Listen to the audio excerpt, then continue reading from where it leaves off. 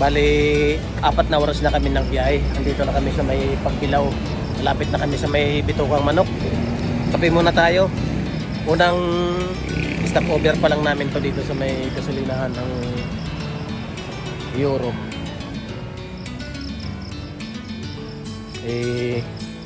Malamig ang panahon dito, kailangan muna natin ng kape. Magtutungo tayo ngayon ng Bicol. Road trip lang natin to.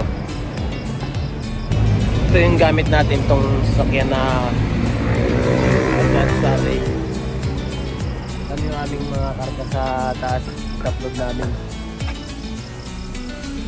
Yung mga kasamang biherong gala. Good morning mga sangkay.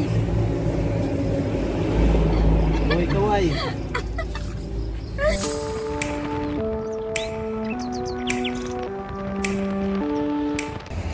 Andito na kami sa may pag-akyat ng Bitukang Manok. Dito sa kanan. Yan. Saan kaya? Dito tayo ngayon sa Bitukang Manok. Kinakabahan ako. Paakyat na kami.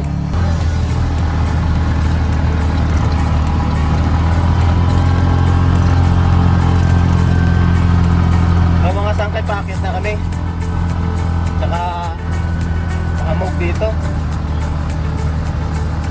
First time ko makaakyat dito sa natawag nilang Bitukang Manok. Nakabahan ako mga sangkay. Kasi first time ko dito makaakyat. Lalo na to na dala namin na Bajaj Sari.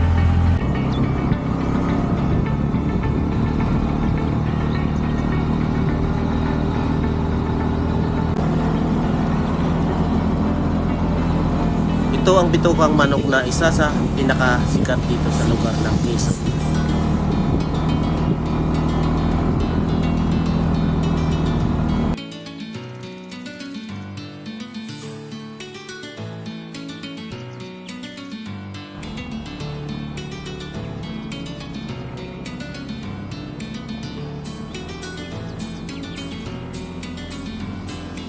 Ito pala yung sinasabi nila na Bitukang Manok.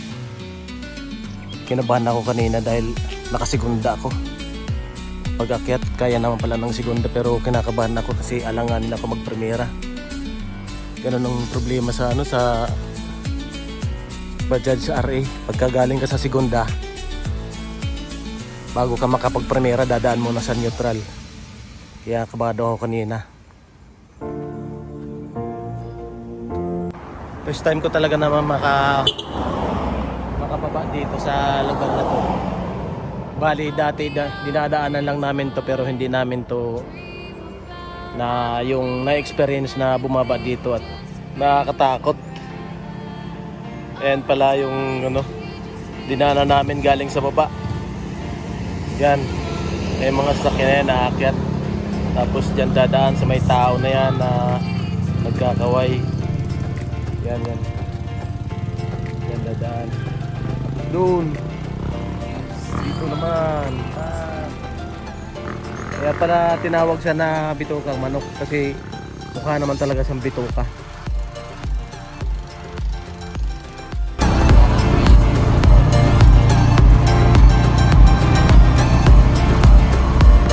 Sigunda ko di ako makapagpremera, baka mamaya maalanganin ako. Maraming sasakyan sa ulian.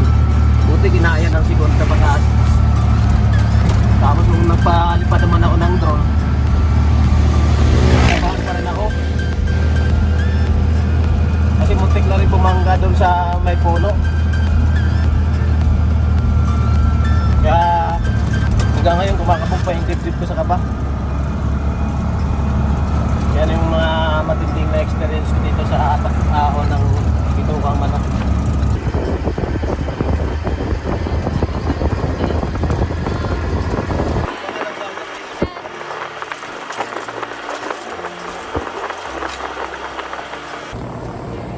Grabe mga sangkay, mag-aalas 8 na. Stopover ulit kami dito. Sobrang gutom na namin dahil wala pa kaming umagahan.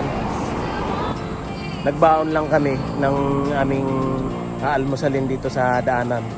para mamayang tanghali na lang kami magsasaing. Kasi may dala lang naman kaming saingan.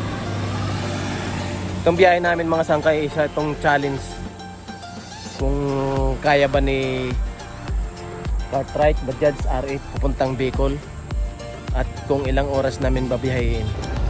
Balis kami kaninang madaling araw sa Paranaque, 2 o'clock ng madaling araw. Tapos dumating kami sa Bitukang Manok pagka alas 6 na, bali 4 na oras yung binahe namin simula Paranaque hanggang Bitukang Manok. Itong lugar na to, di namin alam kung anong lugar na to, basta nagpas na kami ng Atimunan tsaka Plaridel.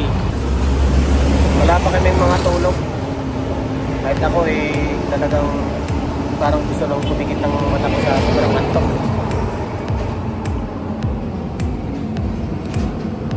Kain na tayo mga sangkay. Ito yung ulam natin na niluto pa doon sa bahay. Kanin. Yan lang pagkain natin.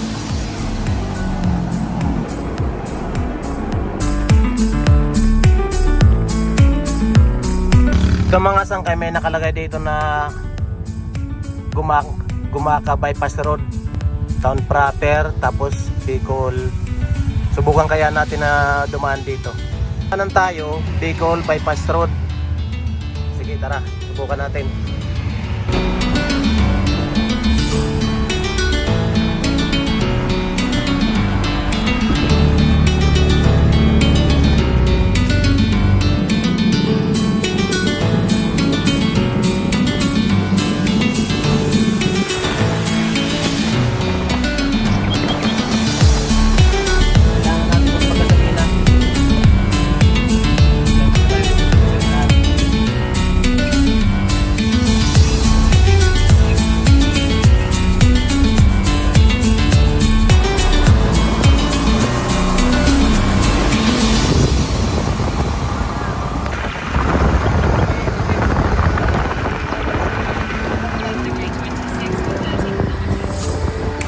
Ito, Bicolandia. Ibig sabihin nasa Bicol na tayo.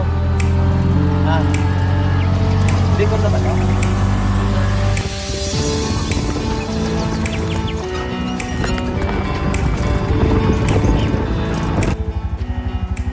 Kala ko kanina, nung nakita ko yung arko ng gateway to Bicolandia, kala ko nasa Bicol na tayo. Yun pala, hanggang ngayon nasa Quezon pa rin tayo. Ito pala mo. Welcome to Tagkawayan ng Quezon. Ang hirap hanapin ng Bicol. Tara, let's go!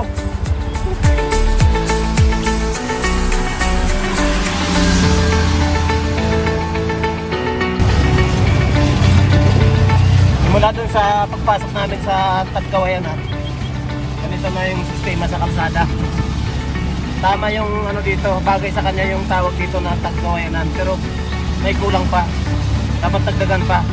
Tagkawayanan, talagang mataktak, para kang nangangabayo. Ay, nilulan na tuloy tayo.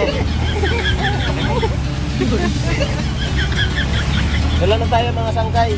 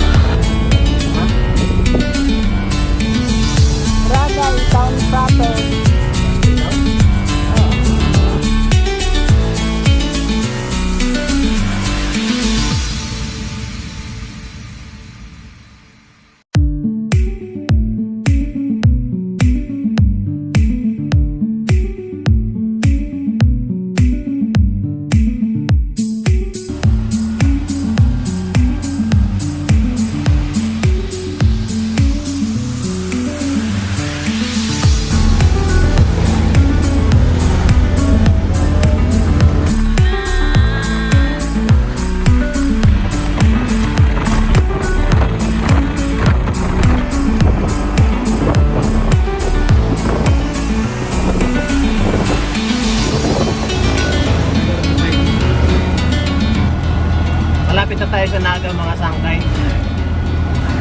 Ang oras ngayon ay 4:45.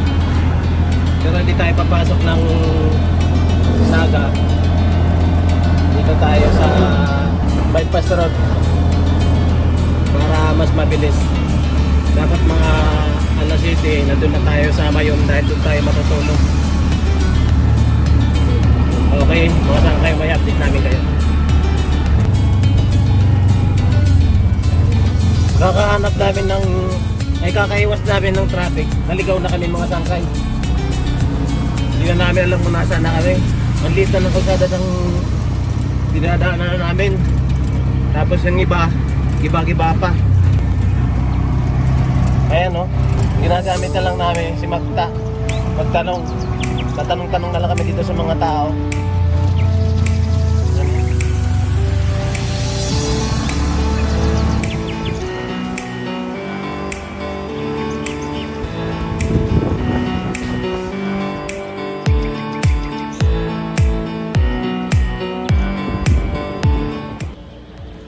Good morning mga sangkay.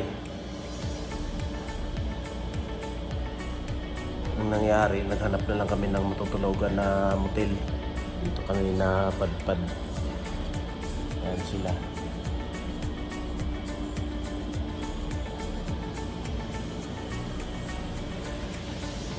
Bali yung Mayon, yung Bulkan Mayon, nandito lang. Dito lang banda. Ngayon magkakape lang muna kami. Tapos pupuntahan namin. Kami magsasalang ng kape.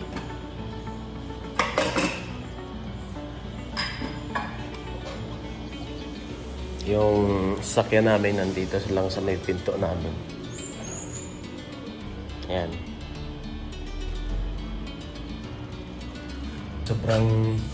Sobrang pagod, hindi ko na nagawang makapag-video kagabi. Talagang pagod ako sa biyahe, tapos puyat.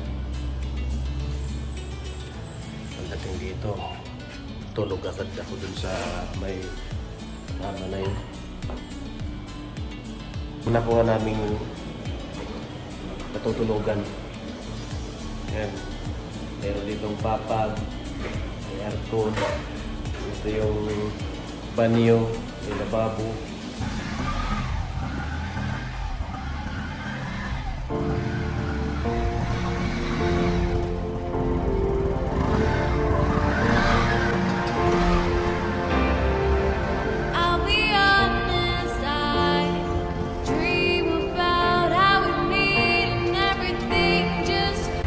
Ayan na, si Bulkan Mayon. Kaso natatakpan siya ng ulap. Yung pinakataas niya natatakpan ng ulap. Dito lang kami natulog kagabi. Ayan. Dito kami natulog kagabi.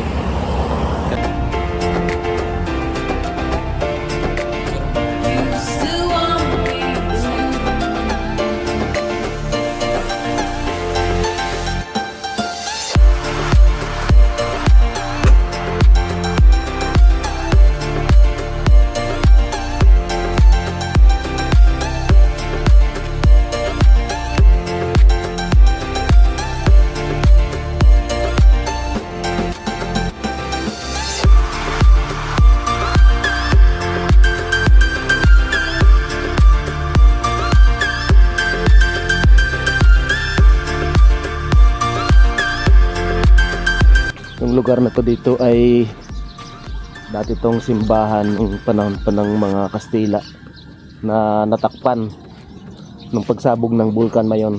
Ayan na lang natira. Yung pinakatore, yung pinakasimbahan talaga niya nandito sa ilalim.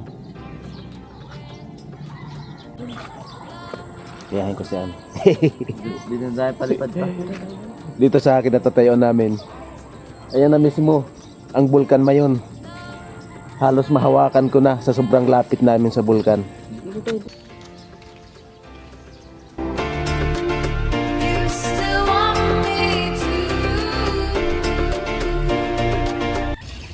Maswerte tayo sa pagkakataon na to, itong umaga na to na nakisama sa atin ng panahon. wala siyang ulap. Kitang-kita mula dito sa kinatatayawan natin yung Mayon Volcano.